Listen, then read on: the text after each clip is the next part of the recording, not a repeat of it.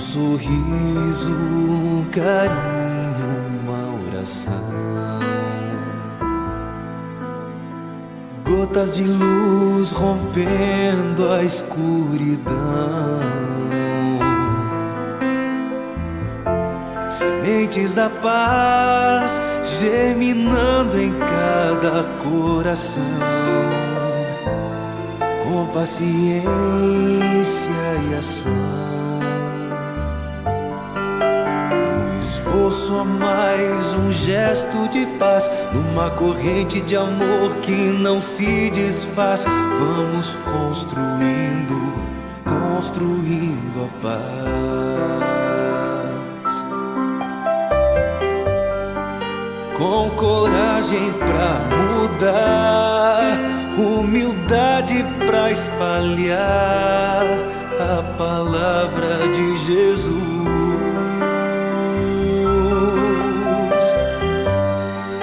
Inundando o coração, transbordando a emoção de estar mais perto de Deus.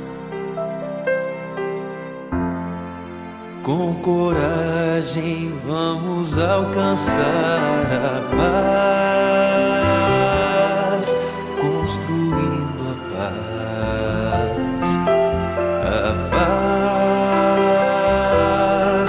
construindo a paz.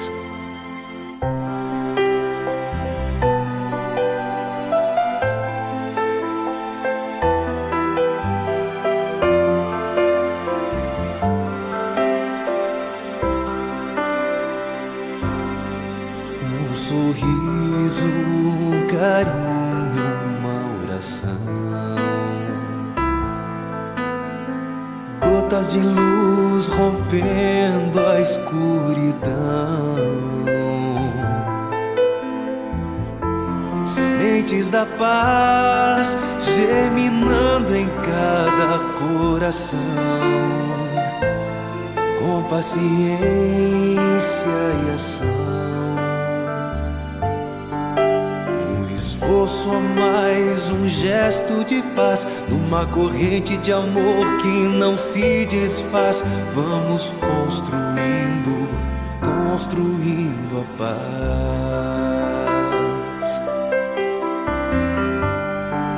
Com coragem pra mudar, humildade pra espalhar a palavra de Jesus.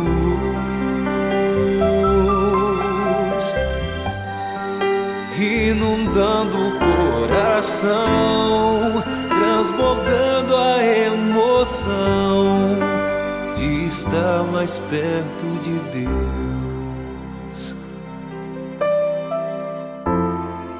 Com coragem vamos alcançar a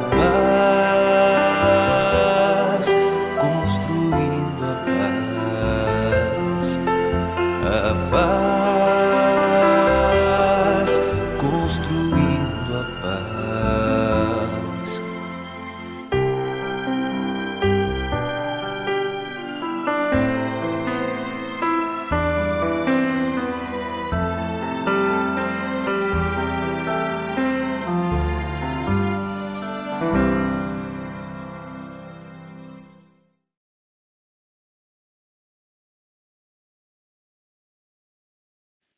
Boa noite, meus queridos. Boa noite, irmãos de caminhada, de trabalho.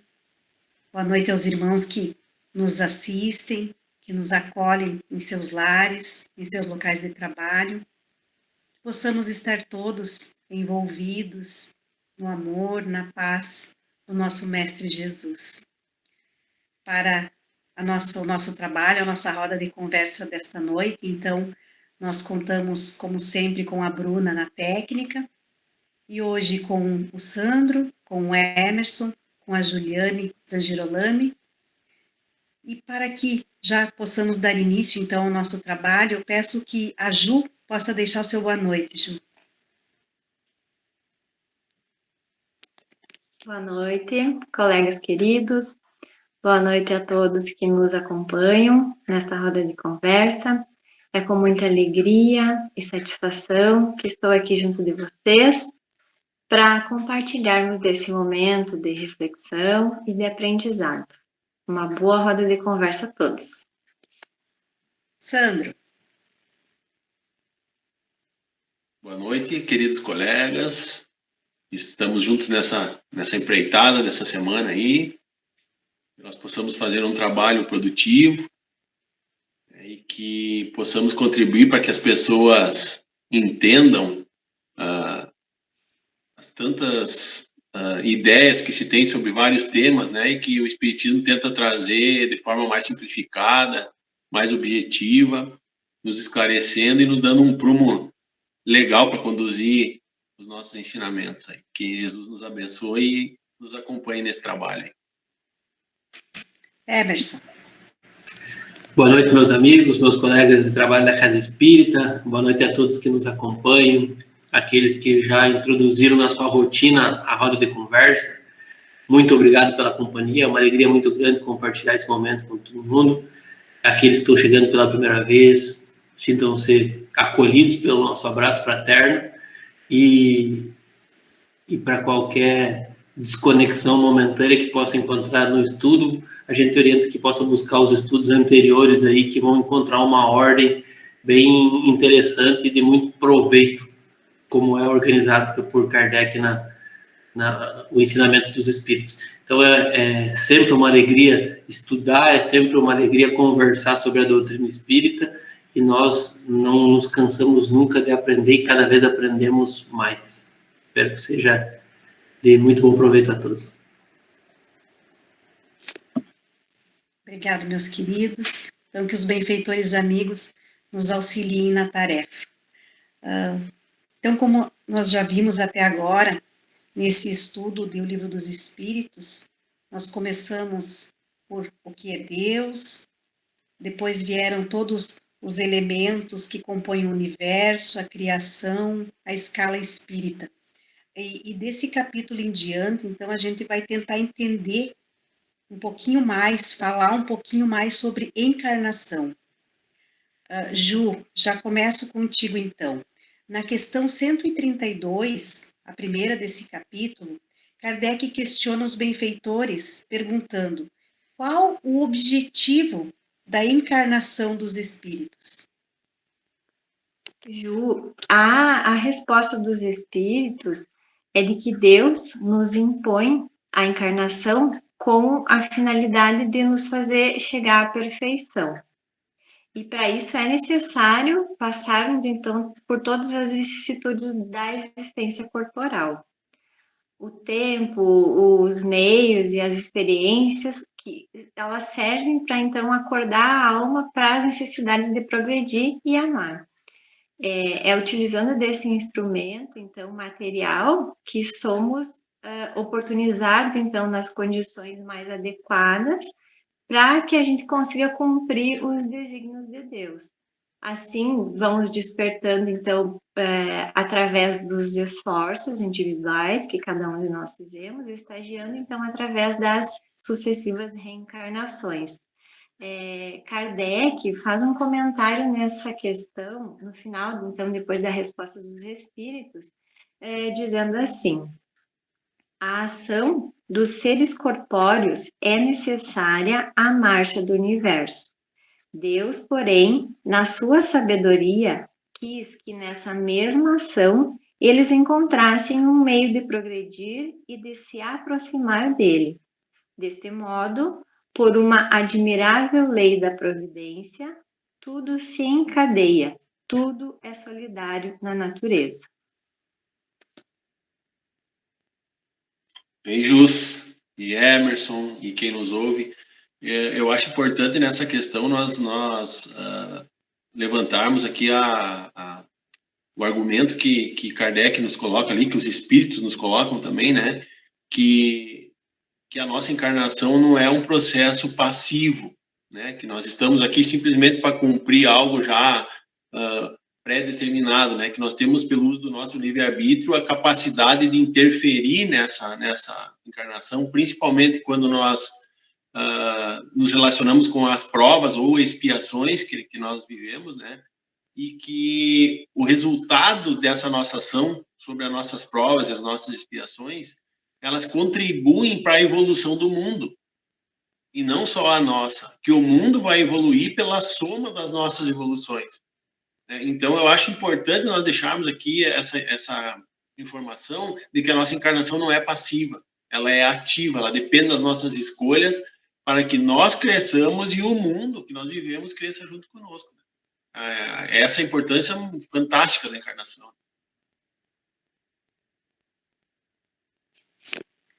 Obrigado, Ju, obrigado, Sandro.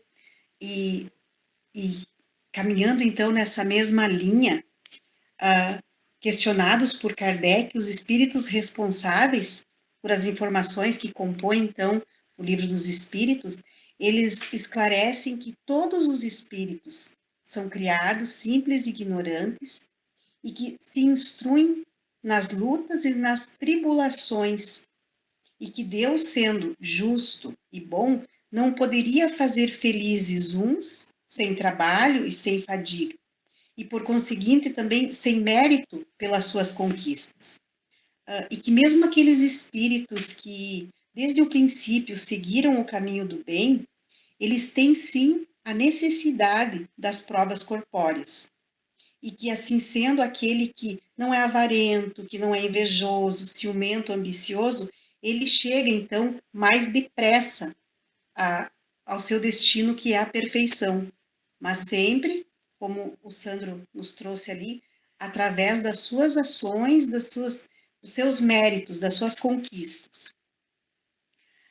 Sandro, e daí nas questões seguintes, na 134, 134A e 134B, quais esclarecimentos então nos trazem os benfeitores sobre alma? Legal, né? Como a sequência é tão metódica que Kardec fez, que primeiro ele falou da encarnação, né?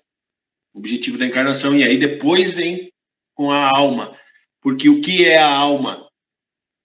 É o que pergunta na questão 134. É o espírito encarnado. O espírito estando no corpo, ele é a alma, né? Então, o que ele era antes de se unir ao corpo? Antes dele ser alma, o que ele era? Espírito. Então, aí vem a pergunta lógica na sequência, então. Espírito e alma, então, são a mesma coisa? São a mesma coisa.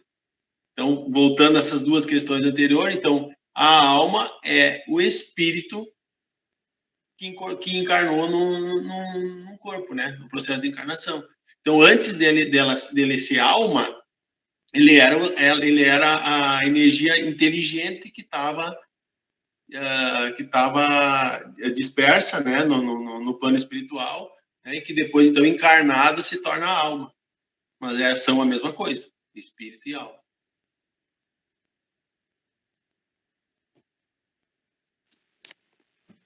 Obrigada, Sandro. Emerson, o Sandro nos trouxe, então, do corpo e a alma, né? E entre eles, há no homem alguma coisa a mais do que corpo e alma? Essa ligação, Emerson, como se dá? Os espíritos vão responder a essa questão, né, que é a 135, dizendo que há o laço que liga a alma ao corpo.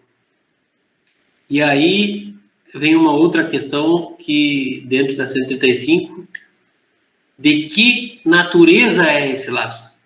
E aí os espíritos dizem semimaterial, isto é, de natureza intermediária entre o espírito e o corpo. Nós estamos falando aqui, né, do perispírito. Algumas vezes parece complicado, porque é um esforço para nós encarnados, esta compreensão que o Sandro trazia de que somos espíritos e agora chamados de alma porque estamos habitando um corpo físico. Mas a nossa natureza primitiva é espírito. E isso, para muitos de nós, já é uma novidade que demora algum tempo para que consigamos nos acostumar.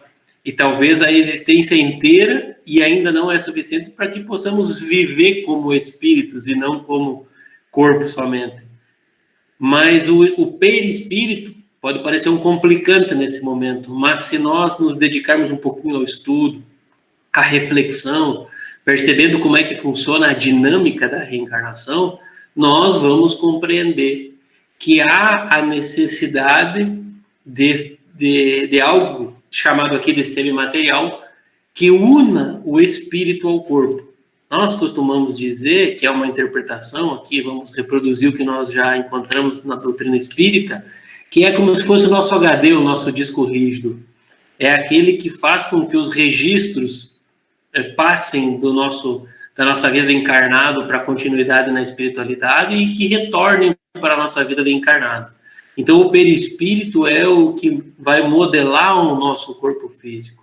Ele continua conosco depois do desencarne, nós perdemos o corpo material e preservamos o perispírito, que carrega as informações necessárias para que no futuro nós possamos reimprimir em novo corpo físico aquilo que é necessário para nós, para a continuidade do nosso processo evolutivo.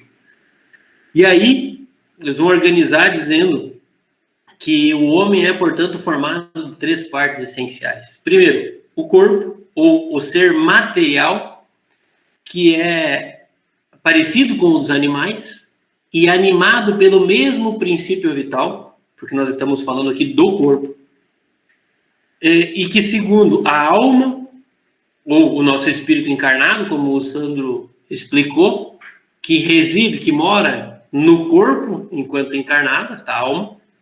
E em terceiro, o princípio intermediário, ou o perispírito, substância semimaterial, que serve de primeiro envoltório ao espírito e liga a alma ao corpo. Tal num fruto, ele diz, o germe, o perisperma e a casca. E aí nós usamos geralmente o abacate, porque tem bem destacado a semente, o perisperma e a casca, dizendo que o caroço do abacate, aquilo que está dentro é o espírito, que aquilo que envolve, que é a polpa, que é o perisperma, é o nosso perispírito, que está ligando a casca, que é o nosso corpo físico, a esta semente, que é o nosso espírito. Acreditamos seja, né, com certeza pela astúcia e inteligência do nosso querido Kardec, a melhor analogia. Então, o perispírito é o que liga o espírito ao corpo. Aqueles que não têm uma dificuldade maior, nós convidamos que leiam nesta obra, no Livro dos Espíritos, a parte que trata do perispírito, e aos poucos nós vamos compreendendo. Mas também isso não é motivo de perturbação, porque mesmo sem compreendermos exatamente como se dá esta dinâmica num primeiro momento, o passo que nós damos de compreensão, nos visualizando como o espírito, já é um passo bastante importante para essa encarnação. E aí nós vamos encontrar espíritos encarnados aí, almas mais sedentas desta informação técnica e outras menos, e não há nenhum problema nisso. Então, para aqueles que tiverem esse interesse, continuem estudando conosco, porque nós vamos chegar em determinado momento aqui num estudo muito mais detalhado do perispírito. Obrigado, mano. Ju, dando sequência, então, da questão 136 em diante, o corpo, esse envoltório, ele pode existir sem a alma? A alma não depende do corpo que usa, porque o espírito tem a sua independência já estabelecida. Mas nós sabemos que o corpo é a matéria, então ela é necessária para o aprimoramento, para o aperfeiçoamento, para o processo de ascensão espiritual. Desde o momento da concepção, o corpo em formação, ele toma as direções traçadas pela matriz do espírito que está reencarnando, que estavam mantidas no perispírito, como nesse que o Emerson estava explicando agora há pouco. Além também da influência genética, né, que influenciam nas questões orgânicas. Mas tudo isso é orientado e dirigido pelos benfeitores espirituais, que assistem e auxiliam nesse processo de ligação, de conexão dos laços da alma ao princípio da vida orgânica. A união da alma ao corpo se inicia na concepção e ela vai se estabelecendo até o nascimento.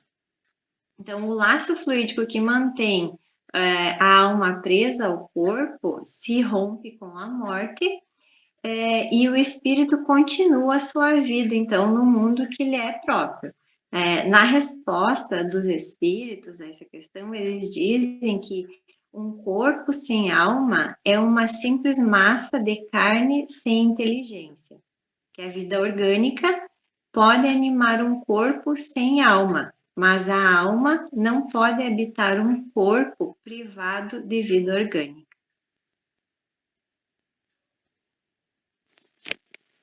Obrigado, Ju. E eles também nos esclarecem que o mesmo espírito, ele não pode encarnar em dois corpos diferentes, né? Que o espírito, ele é indivisível. Sandro, na questão 141, há alguma coisa de verdadeiro na opinião daqueles que pensam que a alma é externa e que envolve o corpo? Nós poderíamos dizer que é uma ilusão de ótica, para usar um termo bem cotidiano, né? Por que isso? Porque, na verdade, a alma ela não fica aprisionada no corpo, né? E os espíritos nos dizem que é como um passarinho dentro de uma gaiola, por exemplo. Então, o Emerson explicou muito bem ali que a alma é o caroço lá, né? O espírito lá no abacate, a alma é o caroço, é o que está dentro. Então, isso nos leva a entender que a alma não é externa e não é envoltório do corpo. Pelo contrário, o corpo é que é envoltório da alma, o corpo e o perispírito, né? Então nós temos, como o Emerson falou lá, a alma lá dentro, né? Na parte mais interna do processo dessa formação, aí o perispírito e o corpo. O que acontece é que a alma se irradia. Assim como uma luz que está dentro de um abajur, de uma abóbada, originalmente ela está lá dentro, mas ela se irradia para fora dessa abóbada. Então, essa percepção que essas pessoas têm de achar que a alma é exterior ao corpo é por essa ilusão de ótica, como falamos ali no início, né? É porque a alma se expande, né, pelo nível de energia que ela tem. Mas ela é interna ao corpo e não externa. E aquilo que se percebe, então, é simplesmente a projeção dela, né? Que é o que nós poderíamos chamar, né? Que é mais atual o termo, né? Que o Emerson trouxe muito bem no estudo do domingo, que as obras complementares nos classificam como a aura, né? No tempo aqui da codificação aqui do Livro dos Espíritos não se falou em aura, mas a literatura complementar nos traz que essa projeção da alma para fora do corpo, né, para o exterior do corpo, seria então a nossa aura, né, que seria a projeção da nossa alma, ou do espírito encarnado.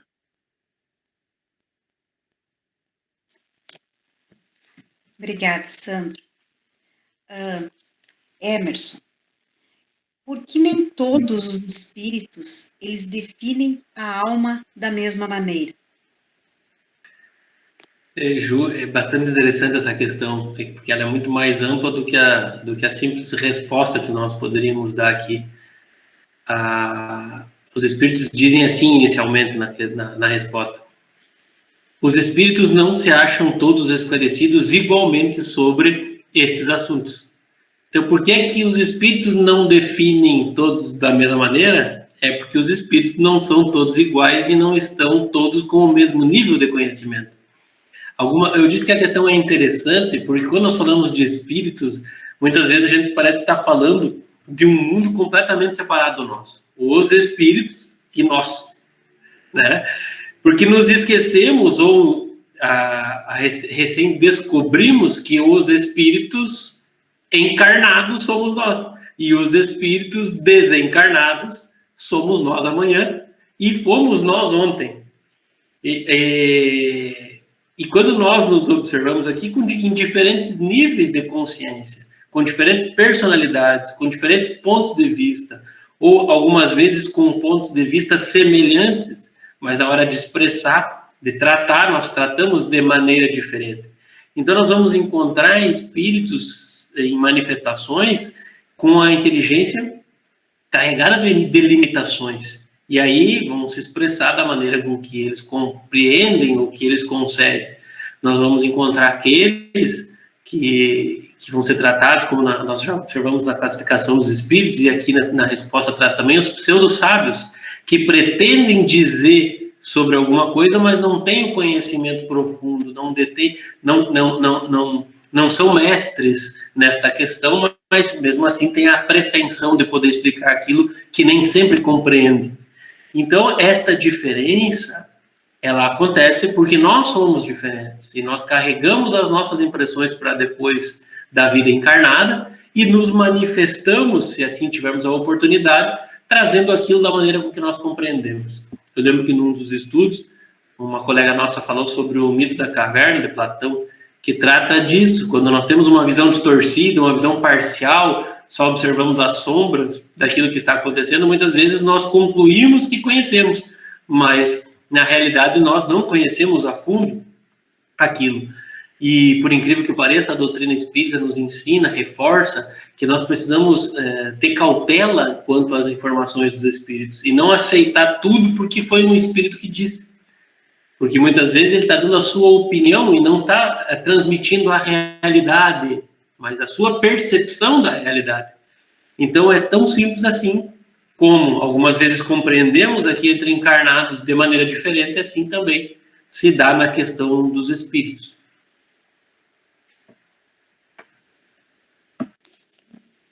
Obrigado, mano. Ju, daí na questão seguinte ali, Kardec questiona que se deve entender por alma do mundo. Os espíritos esclarecem que a alma do mundo é o princípio universal da vida e da inteligência, do qual nascem as individualidades. Lendo hoje sobre esse conteúdo, sobre essa questão, o espírito milanês faz sempre os comentários, né, sobre as questões dos livros dos espíritos, e daí ele cita um exemplo de que Jesus é a alma do mundo, sendo ele o diretor do planeta, onde bilhões de almas trabalham em todas as direções, sendo uma grande escola de Deus para a preparação de espíritos em ascensão, onde que o processo de uma força é do próprio Criador. Então, existem espíritos abnegados, presentes em todos os departamentos, comandando pela maior harmonia, então, da natureza, e em nome de Deus, nosso Criador, sob a direção de Jesus, no caso, nesse planeta que a gente habita.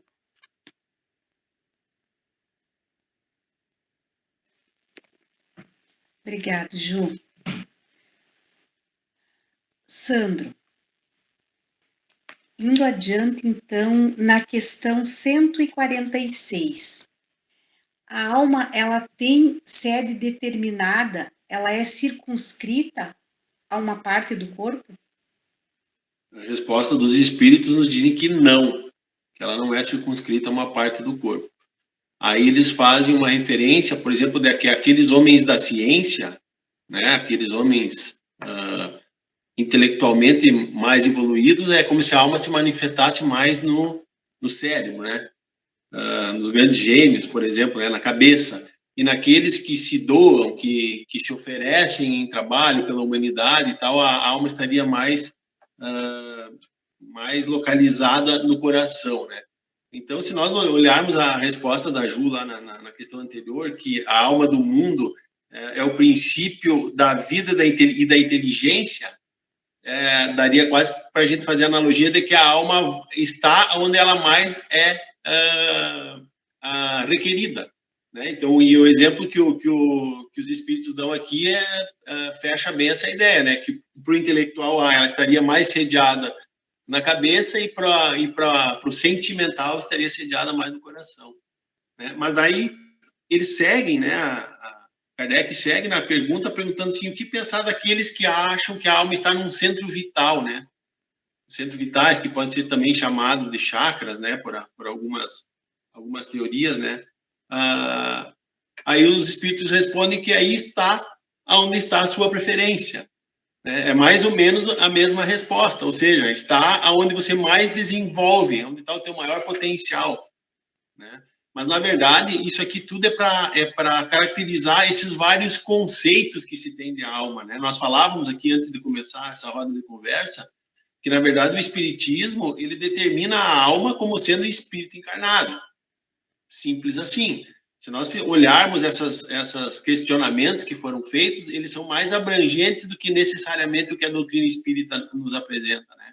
É porque Kardec, justamente por ser um estudioso, ele tentava atacar todas as frentes das dúvidas, né? Mas, daí, no fim dessa questão, os espíritos nos dizem que o que pode se dizer é que ela está mais centralizada naquilo que diz respeito às manifestações intelectuais e morais. Ou seja, então a alma está correlacionada com aquilo que é produtivo, com aquilo que produz, né? A alma do mundo lá atrás é com aquilo que dá vida e dá inteligência, e para nós é aquilo que dá as nossas manifestações intelectuais e morais. É nesse sentido que a alma está atrelada no nosso corpo, vamos dizer assim, né?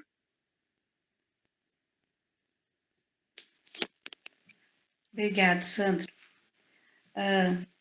Um outro item desse capítulo é o materialismo. E a gente observa nesse item que, num primeiro momento, que o orgulho dos homens, de nós, que às vezes julgando saber tudo, atribuímos somente à matéria, ou seja, aquilo que podemos ver e que, além da matéria, nada pode existir, né? Tudo está oculto. Emerson, como o Espiritismo pode contribuir nos esclarecendo acerca do nosso futuro para essa ideia do materialismo aos poucos e nós conseguirmos ir substituindo ele? Ju, na questão 148, Kardec pergunta aos espíritos se não é de lastimar que o materialismo seja uma consequência de estudos que deveriam, contrariamente, mostrar ao homem a superioridade da inteligência que governa o mundo. Deve-se daí concluir que são perigosos. Então está perguntando, esses estudos que deveriam nos levar a compreender a superioridade de uma inteligência, né, escapar do materialismo, eles acabam fortalecendo o materialismo em algum momento, e se isso é perigoso ou não. E a resposta dos espíritos é a seguinte: não é exato que o materialismo seja uma consequência desses estudos. O homem é que deles tira uma consequência falsa pela razão dele ser dado a abusar de tudo. Então, é o homem que conclui, escolhe a maneira, a tendência, aquilo que ele quer e compreender daquele processo. E não o estudo, o mesmo estudo que pode nos levar a compreender essa inteligência suprema, Deus, a organização do universo de um ponto de vista de uma inteligência maior, é o mesmo estudo que, quando negado, quando nós viramos as costas, recusamos aquilo, pode nos levar a uma tendência materialista. E aí, mais adiante, diz assim a resposta: na sua maioria só são materialistas porque não têm com que encher o vazio do abismo que diante deles se abre. Mostrar-lhes uma âncora de salvação, e a ela se agarrarão pressurosamente. A ignorância, a dificuldade de compreender, mas o orgulho em não reconhecer esta dificuldade muitas vezes nos leva por esses equívocos do materialismo. E aí Kardec vai fazer um comentário bem extenso que nós convidamos todos a ler nesta questão, o comentário de Kardec, mas depois dele falar sobre essas abordagens materialistas, essa tendência humana, ele vai dizer em determinado momento que se fosse assim, se tudo acabasse no túmulo, se nós confirmássemos que a nossa existência é única exclusivamente a existência material, o homem teria razão para só pensar em si e para colocar acima de tudo a satisfação de seus apetites materiais. Deveria ser assim, vai acabar mesmo. Se aquilo que me dá prazer momentaneamente é o prazer do corpo, deveria o homem investir nisso, se fosse única e exclusivamente a vida material. E nós sabemos que não é isso que acontece, porque instintivamente nós compreendemos que há algo mais, ou pressentimos que há.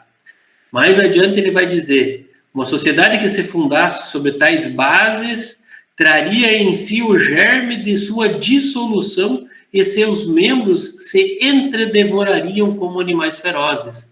Quer dizer, se fosse com essas bases únicas, exclusivamente materiais. Segue ele dizendo, o homem tem instintivamente a convicção de que nem tudo se lhe acaba com a vida. O nada lhe infunde horror. É em vão que se obstina contra a ideia da vida futura. Ao soar no momento supremo, poucos são os que não inquirem do que vai ser deles, porque a ideia de deixar a vida para sempre algo oferece de pungente.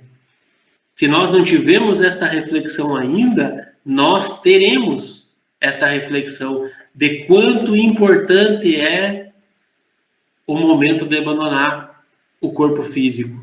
Que nós pensamos, para onde vamos? O que me acontece? Será que é única, exclusivamente esta a saída para a minha existência? Será que aqui acaba tudo? E aí nós vamos... quem não pensou sobre isso, não precisa deixar para este momento de quando se perde alguém próximo, de quando se perde alguém querido, para fazer essa reflexão. Nós podemos fazer agora essa reflexão. Será que a nossa preocupação em nos melhorar, em fazer o certo, em fazer o bem, em atender às demandas que não são só do corpo físico, porque às vezes a gente está se atrapalhando com essa busca e nos incomodamos sem ninguém que nos diga isso. Mais adiante, Kardec também vai dizer que as religiões nos levam a esta compreensão, nos impulsionam no caminho da compreensão de que existe algo a mais nesse processo. E a doutrina espírita, no final ele vai dizer, nos faz compreender a religião. Então, para alguma religião que pensa que tem na doutrina espírita um concorrente, um inimigo, pelo contrário, tem ali uma doutrina que pretende validar aquela esperança e aquele entendimento de que algo existe além da vida material. E que quando nós morremos, as coisas não acabam, nós não somos só corpos materiais. E num trecho do comentário de Kardec, ele vai dizer que tem aqueles que vão dizer que nunca ninguém voltou para contar. E aí também nós temos um grande equívoco, porque a base científica da doutrina espírita é com base no depoimento dos espíritos. Aqueles que já viveram entre nós, que já reencarnaram assim como nós, mas que dedicaram um momento depois para nos contar das suas experiências no mundo espiritual. E quando nós buscamos esta ciência espírita e confrontamos tudo isso com a nossa razão e olhando como é que se organiza e como é que se explica, nós podemos compreender. Não é algo inacessível que depende de uma inteligência sobrenatural, não. O homem mais simples consegue compreender a justiça divina através da reencarnação. Porque é desta justiça, de oportunidades iguais, que nós compreenderemos as diferenças que envolvem a nossa vida atual.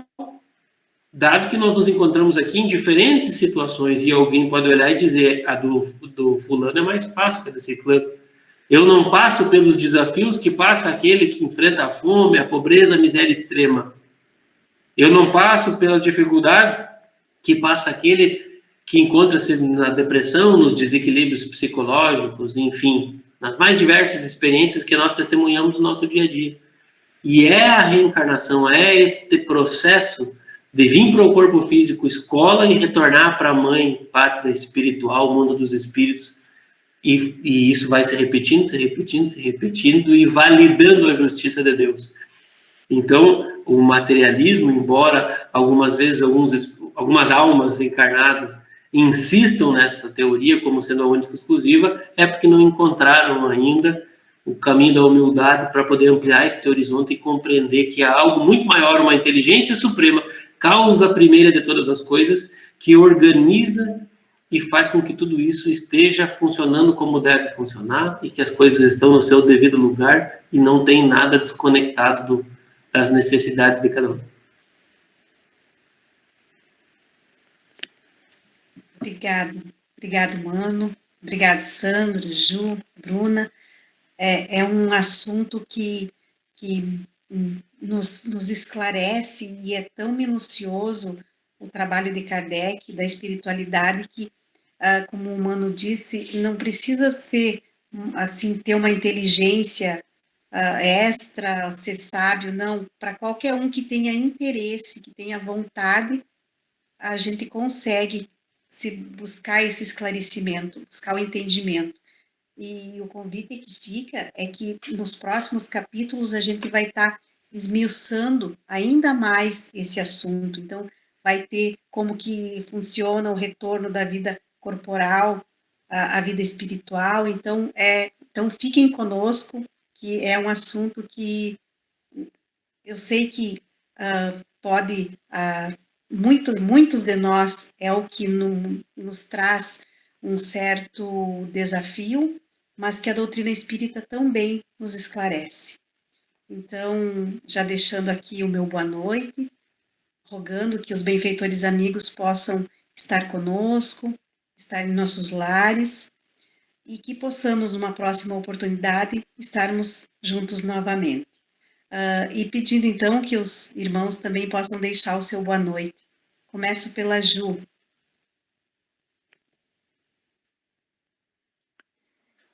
Me sinto muito grata por estar aqui com vocês, tendo essa oportunidade, por me sentir envolvida nessa psicosfera de luz, de amor que se cria e que com certeza é tão benéfica e que envolve a todos nós que trocamos esse papo aqui na roda de conversa, vocês que nos ouvem, que nos assistem, nessas conversas que a gente sempre respeitosamente, né, segue os ensinamentos da codificação, nos livros da codificação espírita, e é por isso que a gente não se cansa nunca de convidar que estejam sempre conosco, porque a gente sabe o quanto é benéfico, o quanto nos faz bem, o quanto nos auxilia nessa nossa caminhada terrena. Então, deixo aqui o meu abraço, cheio de carinho, em cada um de vocês, e convidando para que estejam conosco na próxima quinta-feira e em todas as quintas-feiras que virão, e quem sabe no nosso grupo de estudo de domingo. Um abraço. Obrigada, Ju. Emerson. Meus queridos, boa noite, muito obrigado pela companhia, os meus colegas da Casa Espírita, a todos aqueles que nos assistem, nos acompanham. Eu ficava aqui assistindo a despedida da Ju e vendo a importância que é a doutrina espírita quando nos faz trazer para a primeira pessoa, quando ela dizia, né, o quanto é importante para nós, e nós queremos compartilhar com todo mundo. Então a gente não vem aqui falar para vocês, a gente vem aqui falar para nós, e para nós é muito importante, e nós queremos dividir com todos aqueles que nos acompanham. Então, é uma alegria muito grande estudar a doutrina espírita sempre, aos domingos no nosso grupo de estudo, de forma individual, mas sempre muito melhor quando ela é compartilhada, tem essa chance aqui de nos auxiliar uns aos outros, de complementar, enfim. É muito bom, eu sou muito feliz, muito grato por esta experiência, grato aos colegas pela companhia, pela oportunidade. Aceitem o convite da Ju para o nosso grupo de estudo aos domingos, manifestem aí nas redes sociais, chamem no particular qualquer trabalhador, no Facebook da casa, dizendo que querem estudar, e será uma alegria tê-los conosco aos domingos à noite. Obrigado, meus queridos, esperamos poder estar aqui muitas e muitas vezes ainda, compartilhando a doutrina espírita, esse bem tão precioso para todos nós. Obrigado, mano. Sandro. Quando o Emerson fala em compartilhar, né, um dos ensinamentos que a doutrina nos ensina é justamente esse, compartilhar. Então, compartilhar também é um ensinamento da doutrina espírita, né? Por isso que isso faz tão bem, ó. Você pode olhar as faces de todos que aparecem aqui no vídeo, todo mundo feliz, alegre por estar compartilhando isso, e realmente é isso que a gente sente. É uma alegria que a gente faz para a gente e ela reverbera, né? Ela se exterioriza que nem a alma lá em forma de aura, né? Então isso é muito legal. E assim, gratidão a todos vocês que participam, né, conosco, os trabalhadores, os que nos ouvem, porque essa é a corrente que se fortalece, né? Por aqueles que oferecem, por aqueles que recebem, e essa mão, ela é dupla, né? Aquele que recebe também oferece, porque a vibração faz essa condição de harmonia e que nos traz essa alegria no coração, né? E a mensagem doutrinária de hoje né, que mostrou que a alma é independente do corpo e que é ela que permanece, fica aquela pergunta, então, assim, para que as pessoas pensem agora no decorrer em função do que se ouviu hoje. Se alguém te oferecer a possibilidade de aproveitar a vida, né, baseado em todas as informações que o Emerson falou do materialismo, o que nós faríamos para aproveitar a vida? Tá? Eu deixo essa pergunta aí para que fique matutando na cabeça das pessoas, né? Assim como já ficou nas nossas por muito tempo, né? Então, o que é aproveitar a vida, sendo que o que é eterno da vida é o Espírito? Boa noite, meus queridos, um abraço fraterno e um beijo no coração de cada um, e até quinta que vem e outras quintas. Obrigado, Sandro, obrigado, meus queridos. A Bruna também deixa um abraço bem gostoso para nós. Então, até uma próxima oportunidade.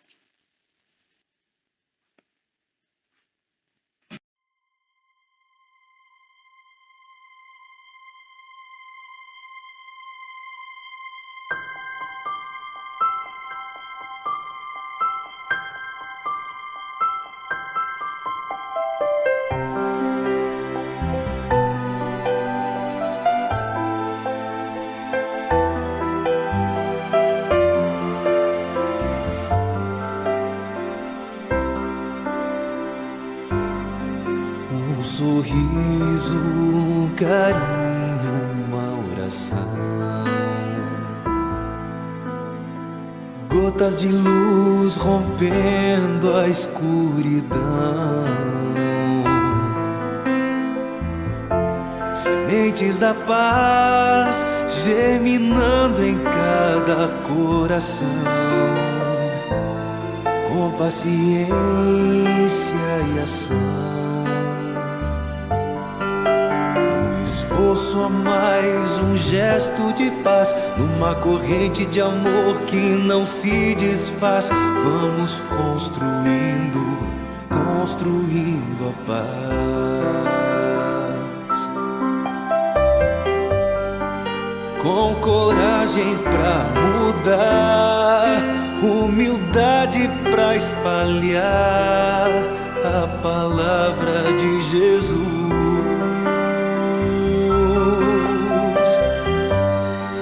Inundando o coração, transbordando a emoção de estar mais perto de Deus.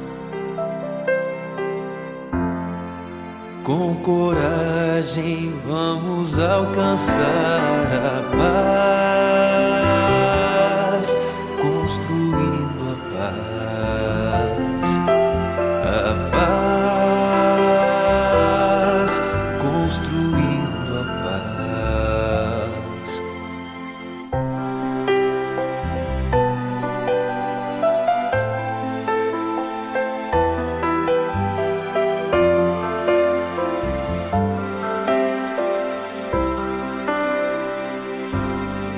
Um sorriso, um carinho, uma oração, gotas de luz rompendo a escuridão, sementes da paz germinando em cada coração, com paciência e ação. Esforço a mais, um gesto de paz, numa corrente de amor que não se desfaz. Vamos construindo a paz, com coragem pra mudar, humildade pra espalhar a palavra de Jesus.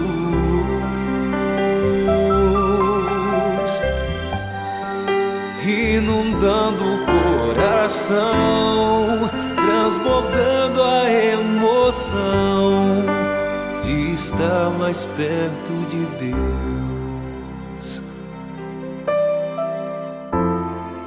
Com coragem vamos alcançar a paz.